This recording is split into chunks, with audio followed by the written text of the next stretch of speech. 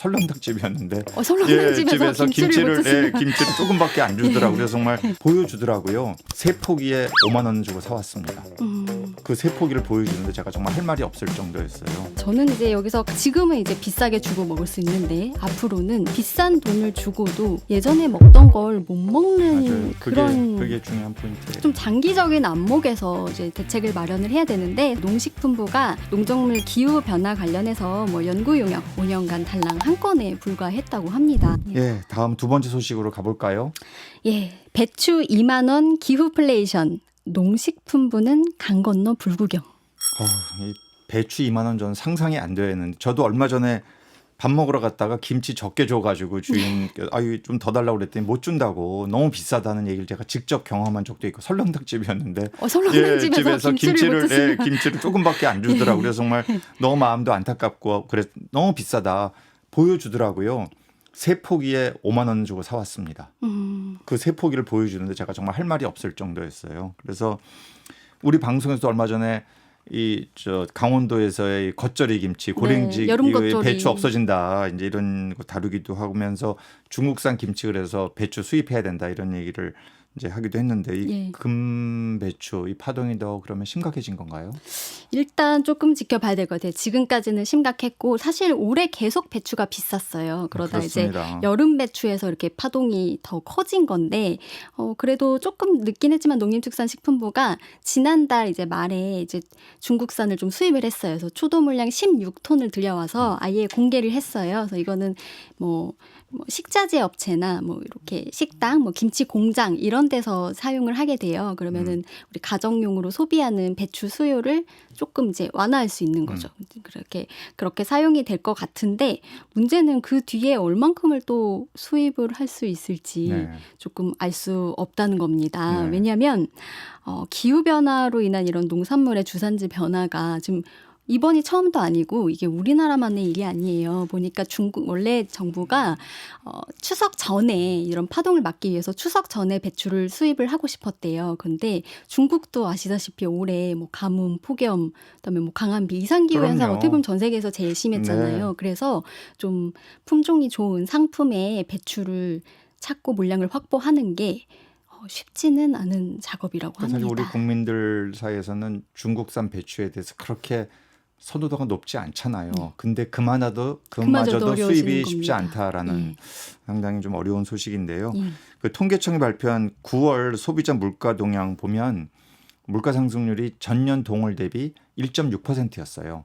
그런데 농산물 물가 상승률만 유독 이제 3.3%여서 지금의 이 물가 상승은 농산물이 주도하고 있다 이런 상황인 거죠.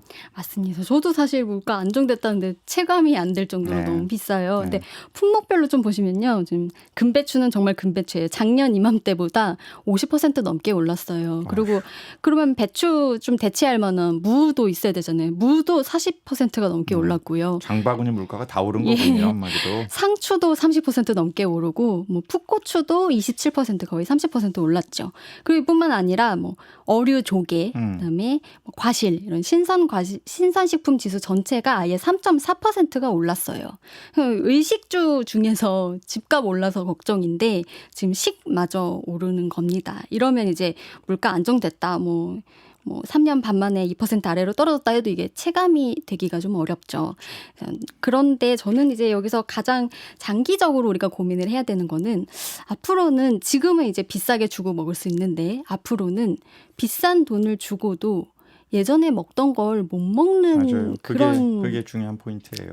그런 시기가 올 수 있어요. 우리 뭐 해외에 조금 나가보신 경험 있으신 분들 좀 공감하실 수 있을 것 같은데 저는 이제 6개월 정도 이제 유럽 쪽에 있을 때 저희 뭐 한인마트나 이런 게 없었어요. 근데 김치가 먹고 싶어서 이제 배추 대신에 배추 비슷하게 이제 양배추에다가 그다음에 젓갈이 없으니까 엔초비 그다음에 고춧가루는 한국에서 조금 가져간 게 있었는데 이제 조금이니까 그거를 다 쓸 수는 없고 그거랑 뭐 피망가루 이런 거를 넣고 그러니까 김치 같은 걸 담아 먹었어요. 직접 담아서? 그러니까 비슷하게 생긴 그런 채소들을 모아서 담았는데 그냥 샐러드 같은 그런 맛이 나거든요. 근데 그걸로라도 조금 향수를 달랬던 그런 기억이 있는데 앞으로는 지금 우리나라에 그냥 살면서도 예전에 먹던 거를 그대로 먹기 어려워질 수도 있다. 그래서 이제 식성을 그냥 좀 바꾸고 이제 적응을 하면서 그냥 먹을 수 있는 거, 먹고 싶은 걸 먹는 게 아니라 먹을 수 있는 걸 먹고 뭐 그러다 보면 우리만의 고유 음식 이런 것들도 좀 만들어 먹기가 어렵지 않을까 이런 생각이 좀 들더라고요. 교수님은 뭐 비슷하신? 다른 것도 아니라 김치라 참 마음이 제가 들으면서 좀 우울해지는데요.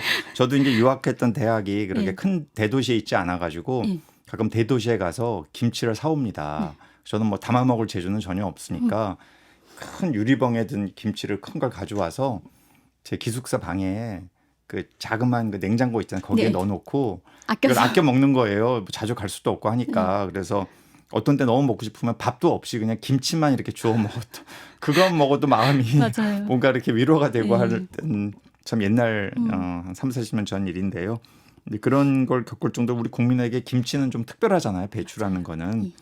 그래서 앞으로도 말씀하신 대로 이 문제가 계속되고 수입도 뭐 중국에서 이렇게 여의치 않다고 하고 또 굉장히 값이 오를 거고 뭔가 근본적인 대책이 필요하지 않나 이런 생각이 계속 들어요. 올 초에 금배추 전에 그쵸. 금사과 파동도 계속 있었잖아요. 있었죠. 지금 그래서 정부가 어떤 대책을 마련하고 있는지 좀 궁금합니다. 좀 장기적인 안목에서 이제 대책을 마련을 해야 되는데 사실 이제 오늘부터 시작하는 국회 국정감사 앞두고요. 이제 국민의힘 서천호 의원실에서 이런 지적을 했어요. 농식품부가 기후변화에 적응하는 대책에 심각하게 미흡하다 이런 지적이 나왔는데요. 농식품부에 최근 5년간 농작물 기후변화 관련해서 뭐 연구 용역, 발주 현황 자료를 요청을 했는데 5년간 달랑 한 건에 불과했다고 합니다. 이게 지금 여당 의원이 지적한 거네요. 맞습니다. 이것도 기후변화가 뭐 농업 용수에 미치는 영향 관련해서 뭐 배수 개선, 시설 개보수 같은 사업이고요. 식량 안보와 관련된 것들, 뭐 먹거리 이제 지키고 먹거리 확보하고 뭐 이런 것들에 대해서는 조금 미흡하다는 지적이에요. 네. 좀 다른 부처랑 비교를 해봐도 환경부는 아무래도 가장 영향이 있으니까 12건, 기상청 8건, 행정안전부 7건 했는데 정작 우리 식량 안보가 지금 기후변화로 흔들리고 있는데 여기 일선에 서야 될 농식품부가 뭐 강 건너 불구경하듯 뒷짐만 지고 있었다 이런 지적이 나왔어요. 굉장히 중요한 지적을 해주셨네. 그래서 이제 우리나라가 이제 아열대성 기후로 바뀌고 있잖아요. 그러니까 그에 맞는 품종 개발에 좀 나서야 되고 지속 가능한 식량 공급을 위해서 농업 생산 시스템을 좀 구축을 해야 된다. 좀 근본적인데 좀 나서야 된다. 이렇게 조금 독려도 하신 거죠. 그래서 우리 기후변화 영향 좀 이렇게 미리 관측을 해서 예를 들어서 금사과 파동이 나기 전에 올해 사과가 좀 부족할 것 같으면 대체 과일을 좀 심을 수도 있고 배추도 사실은 이번에 여름 배추 그 파동이 나기 전에 그러니까 씨를 먼저 뿌리잖아요. 근데 지금 가을 배추를 8월에 이제 씨를 뿌렸나 봐요. 근데 그게 작년에 한 양보다 수확 양보다 좀 적게 뿌렸대요. 그래서 지금 김장 대란이 날까봐 농식품부가 지금 김장 대란만은 막으려고 그 수확량을 좀 늘리려고 어떻게든 경작을 확대하려고 조금 총력을 다하고 있긴 해요. 근데 이걸 좀 더 미리 예측할 수도 하면 좋지 않았을까. 그러니까 기상청이랑 같이 협업을 해서 올해 뭐 고랭지 배추, 여름 배추가 이럴 것 같으면 뭐 조금 더 많이 경작을 한다든지. 왜냐하면 뒤늦게 뿌리면 시기를 맞출 수가 없잖아요. 그렇죠. 농산물은. 맞아요. 그래서 그런 연구를 좀 선행해서 해야 되지 않을까. 앞으로 이건 더 심해진 건 너무 당연한 일이기 때문에 가격도 가격이고 일단 우리의 먹거리를 좀 유지를 하는 측면에서 좀 장기적 연구가 필요하다. 저는 이 지적입니다. 서천호 의원의 지적이 굉장히 중요하다고 저도 생각을 하는 것이 이 농산물은 미리 예측이 가능하잖아요. 올해 수확량이 특정 품목에 적었으면 내년 되면 이게 값이 오르겠구나. 이게 사실은 사과 같은 경우 대표적으로 작년에 이미 출하량 자체가 30% 감소했기 때문에 맞아요.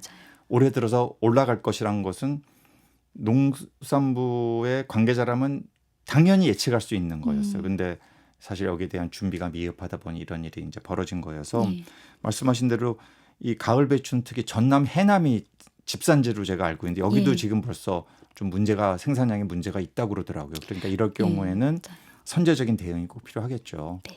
뭐 여기저기 다른 곳에다가도 심을 수도 있겠고, 그렇죠. 그러니까 씨를 뿌리고 얼마 있다가 이제 집중호우가 나면서 뭐 침수되기도 하고 이랬기 때문에 기후 변화랑 기상 현상이랑 같이 이렇게 맞아요. 예측을 하는 것도 너무 필요할 것 같습니다. 지속적으로 기상청과 농산부의 그런 협업, 유기적인 협업 이런 예. 이제 정보의 교류가 필요하겠죠. 예. 다른 나라는 우리가 오늘 자꾸만 또 영국 얘기도 하고 그런 다른 나라는 예. 어떻게 대응하나요? 예. 좀 사례를 좀 있으면 소개해 주세요. 예, 관련해서 이런 연구 혹시 하고 있는 곳이 있는지 찾아보다가 벨기에 사례가 좀 재미가 있어서 네. 소개를 드릴게요. 2040년의 기후에 맞춰서 그때 변할 기후 환경에 맞춰서 배를 재배하는 실험을 진행하고 있대요. 그래서 왜 배로 했냐면 벨기에가 먹는 배. 예, 이제 서양배죠. 과일. 아, 우리 예, 서양배라고 해서 예, 초록색. 해요. 예. 예. 근데 벨기에가 이제 배 수확량이 좀 줄고 있대요. 작년 같은 경우에는 전년 대비 27%까지 줄었기 때문에 뭐 이런 연구를 좀 시급하다고 생각해서 시작을 했나 봐요. 여기 사진 띄워드릴 텐데 벨기에 하셀트 대학교에 에코트론이라는 게 설치됐어요. 여기 보면 약간 첨단 온실가스처럼 생겼죠. 온실, 예, 가스 죄송합니다. 첨단 온실처럼 생겼죠. 네. 이게 그 환경 조건을 좀 제어해서 뭐 인공 자연, 인공 생태계를 이 안에 조성을 한 거예요. 그래서 이게 돔 모양인데 이 안에서 기후가 2040년에 이제 예측되는 기후 조건을 여기다가 재현을 해서 이 안에서 서양배가 어떻게 자라는지 완전히 실험을 하는 거군요. 예. 그래서 20년 뒤면은 지금보다 뭐 폭염, 가뭄, 홍수 더 잦을 거잖아요. 그리고 온도도 좀 더 높게 구현을 했다고 하고요. 그다음에 공기 중에 이제 탄소 양까지 이제 좀 예측을 해서 그런 환경을 구현해서 봤더니요. 안타깝게도 이제 20년 뒤 2040년이 되면 서양 배는 이 배는 더 높은 온도에 노출이 돼서 지금보다 설탕은 더 많이 함유하는데 좀 단단하지 못하고 무른 걸로 나타났대요. 그러면 장거리 유통, 판매, 뭐 수출 이런 것들이 좀 어려울 수가 있겠죠. 그리고 배는 무르면 이게 맛이 없잖아요. 맛이 없죠, 일단. 그러니까 배가 아삭해야 되는데. 맞습니다. 그것도 이제 가뭄이 심해질 거기 때문에 관계 시설에도 좀 신경을 써야 된다 이런 결론이 나왔대요. 그러면은 생산 비용이 좀 늘어날 수밖에 없겠죠. 근데 비교적 그래도 배는 다른 작물에 비해서는 기후변화 영향이 좀 덜 할 거라 아직까지는 이 긍정적인 결론이 나왔는데 3년 동안 좀 더 지속해서 장기적으로 어떤 영향을 미치는지 지구온난화로 배 수확량이 어떻게 바뀌는지 그다음에 광합성량, 농업 생태계 변화의 전반을 이 실험을 통해서 전반 관찰한다. 그런 계획입니다. 사실은 배는 우리나라 배가 서양 배보다 훨씬 맛이 있는데 네. 혹시 이러다가 우리나라 배는 서양에서 자라고 또 서양 배는 우리나라에 자라고 막 이런 일 생기는 거 아니에요? 좀 그런 날 올 수 있을 것 같아요. 이제 사과 어려워지고 네. 사실은 아주 오래전에 이미 우리나라에서 흔했던 오징어가 이제 금징어가 됐잖아요. 그런 것처럼 점점 우리가 흔히 먹던 게 바뀌고 네. 망고, 파인애플 뭐 우리가 수출하게 되는 거 아닌지 이런 생각도 들더라고요. 그래서 이거랑 좀 비슷한 예측을 하나 가져왔어요. 우리 이제 배추 좀 더 이제 드리면 한국이랑 중국에서 주로 먹는다고 해서 영어권에서 차이니스 캐비지라고 맞아요. 우리 먹는 배추를 부르는데 이런 기사가 있어요. 방글라데시에서 이 차이니스 캐비지 배추 품종을 재배를 해서 올해 1월에 중국으로 첫 수출을 했대요. 방글라데시가 중국에 우리가 먹는 그 배추를 수출을 했다. 예, 그래서 아하. 이게 차이니스 캐비지라서 한국이랑 중국에서 길러 먹는 배추인데 방글라데시에서 길러서 수출을 한 거죠. 그래서 23,000kg 정도를 처음으로 이제 수출을 했는데 야. 방글라데시 이제 현지에서는 앞으로 한국이나 뭐 다른 아시아 국가들에서도 좀 수요가 있을 걸로 보고 수출을 확대할 수 있겠다 이런 기대감을 갖고 있다고 합니다. 방글라데시가 우리가 먹는 배추를 전략 작물로 생각하는 그렇죠. 세상이 되는 건가요? 예, 방글라데시 기후에서 주로 한겨울에 수확량이 제일 그렇겠네요. 많대요. 그러면 우리 지금 김장대란 막으려고 노력하고 있는데 이게 조금 어려울 때 한겨울쯤에 뭐 방글라데시에서 우리가 수입해다 먹게 되는 그런 수도 있겠죠. 그래서 배추 방글라데시에서 우리가 수입하고 우리도 뭐 다른 열대 과일이나 이런 거 길러서 수출하고 그런 날이 올 수도 있겠다는 생각이 요즘 부쩍 들고 있어요. 저는 사실은 제가 평생 이제 기후 환경 분야의 경제학을 연구하고 해왔습니다만 최근에 이런 변화는 너무나 속도가 빨라서 저 자신조차도 참 적응하기가 힘든 굉장히 변화무쌍한 세상에 현재 우리가 살고 있는 것이 아닌가. 이럴수록 정말 정부 관계자는 정치인들은 정신을 바짝 차리고 최소한 우리 국민의 먹거리 문제를 책임지겠다는 생각으로 이 문제를 정말 단기 대책, 중장기 대책을 다 꼼꼼히 따져줘야 되지 않을까 싶습니다. 맞습니다. 예, 오늘 말씀 여기까지 들었습니다. 지금까지 CBS 최소영 기자였습니다. 고맙습니다. 감사합니다.